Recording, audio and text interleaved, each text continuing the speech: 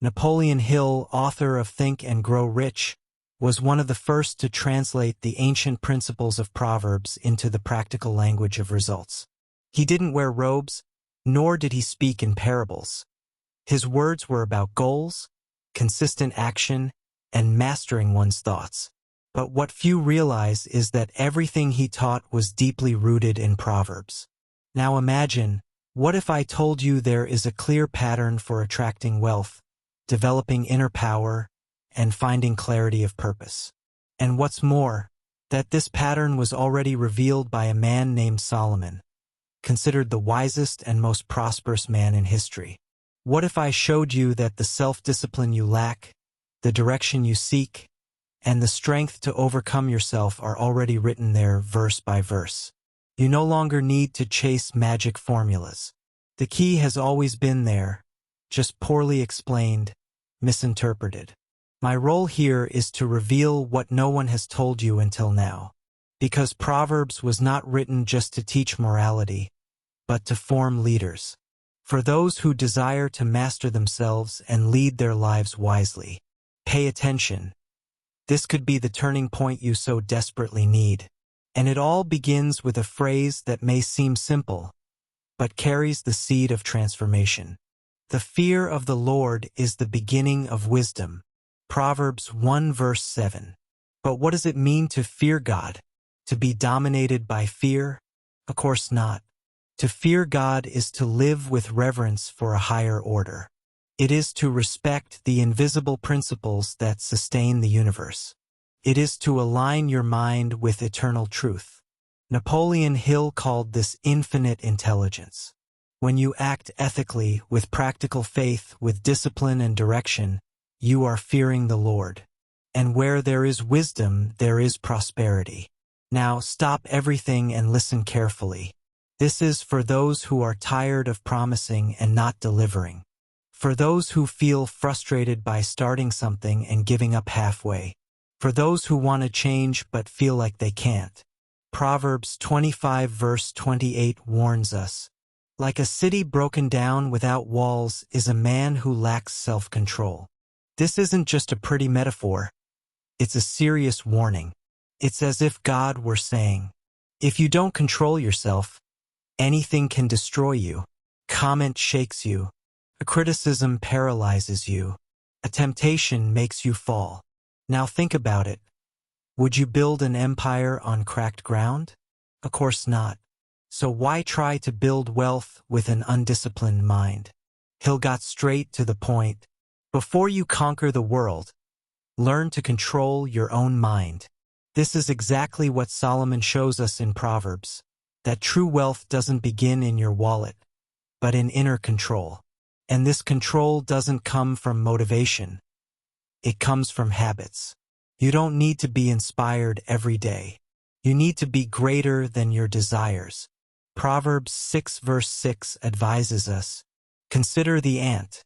She has no master or master, yet she toils in the summer to earn her food in the winter.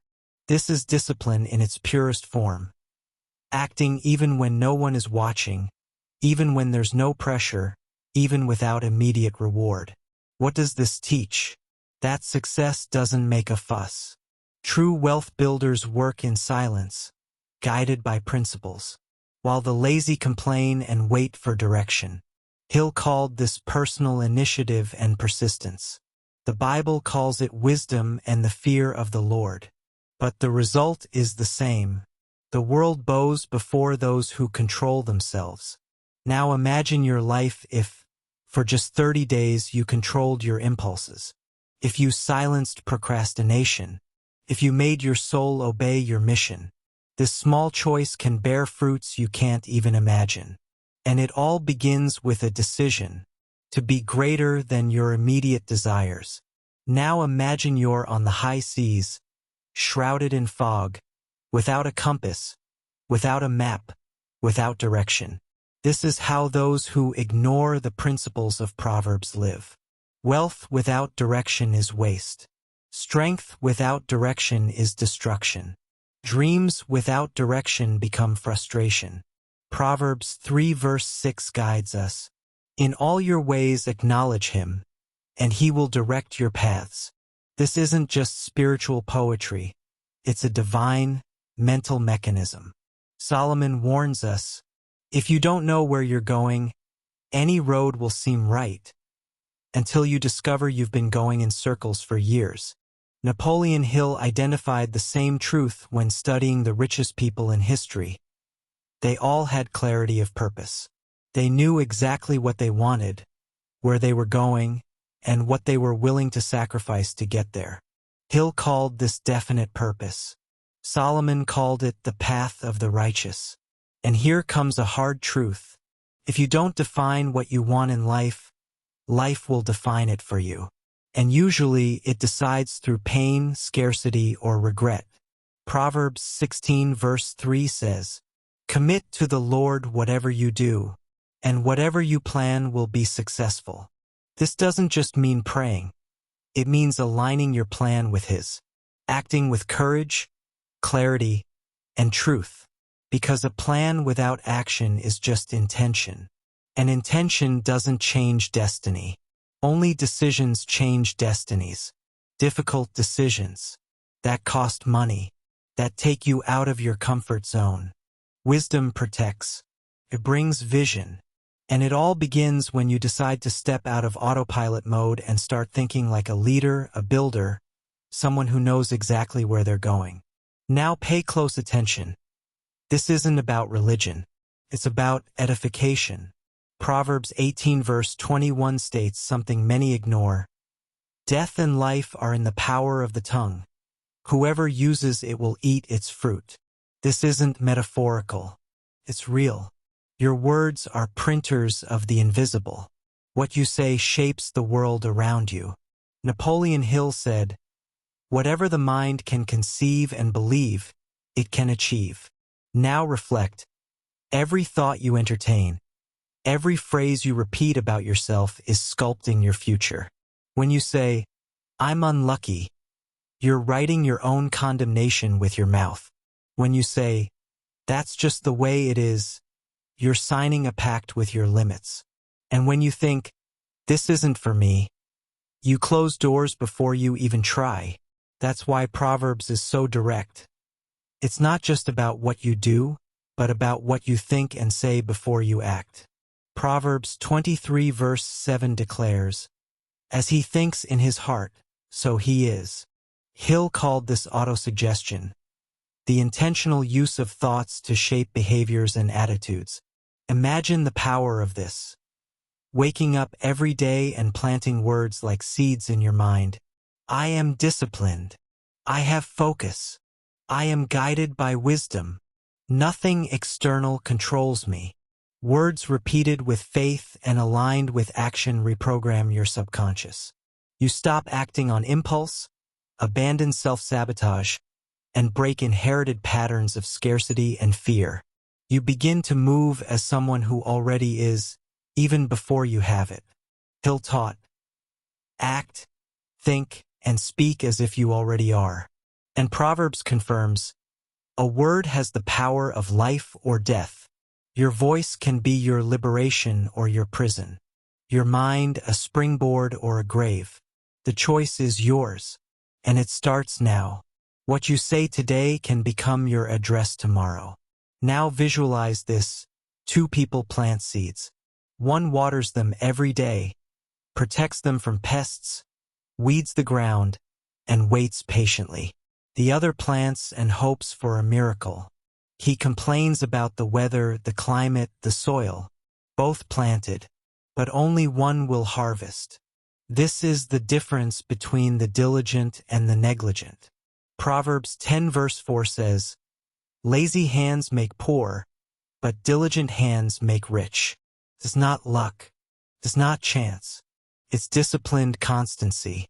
Diligence is firm, focused effort, even without desire, even without applause, even without immediate results. Napoleon Hill called this controlled effort, maintaining focus and action, even without immediate rewards. Hill said that the universe tests you in silence before rewarding you. Most fail not for lack of talent, but for giving up too soon. Proverbs confirms, the plans of the diligent lead to abundance, the hasty end in poverty. Here, hasty isn't just the one who rushes through time, but the one who can't endure the process.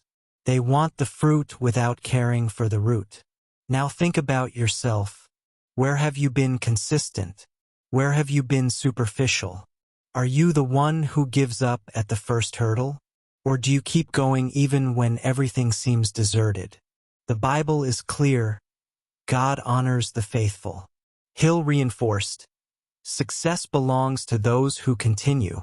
While many wait for motivation, the diligent live with purpose. And purpose overcomes fatigue, fear, and laziness. Now take an honest look. Is your harvest failing? Maybe it's not the soil. Maybe it's your discipline. Because even faith requires works. Even prayer requires movement. And as Proverbs reveals, the hand that works with excellence will stand before kings. Life will take you to high places not by what you ask for, but by what you build with constancy, focus, and wisdom. Now listen carefully. This is the difference between those who merely accumulate and those who truly build. Proverbs 10 verse 22 says, "The blessing of the Lord, it makes one rich and adds no sorrow." There is a wealth with peace, meaning, and purpose, and another with fear, pressure, and emptiness. Napoleon Hill also warned, "Many who have achieved wealth end up empty, destroyed inside." Wealth without direction is like a fire outside the hearth. It doesn't warm, it consumes. So what is wealth to you? Home? Status? Or peace of mind? Time with loved ones? And inner freedom? Proverbs is clear. True wealth is internal. Proverbs 8 verse 18. "With me are enduring riches and righteousness." Wisdom speaks here. Hill called this enduring wealth, built with purpose and maintained with integrity. Now look at your journey. What have you been building? Something that withstands the storms? Because there are riches that time erases, and others that it respects. Proverbs 11 verse 28. "Whoever trusts in riches will fall, but the righteous will flourish like a leaf." In other words, money may disappear, but the righteous rise again. True wealth is what no one can take from you. It's what you carry with you even when everything else is gone.